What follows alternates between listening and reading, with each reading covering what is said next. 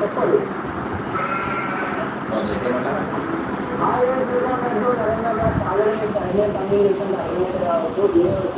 పీతల పులుసు చేసుకోవడానికి వెళ్ళాలనుకుంటున్నాం. సో కుకింగ్ వీడియోస్ మీద చాలా రెస్పాన్సిబిలిటీ వస్తుంది.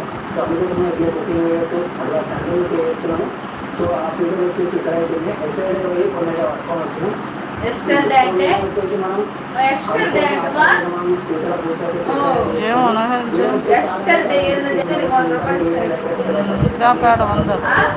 చేప మేము వంద పోయి నేను ఇలా చదువుకోలేదులే.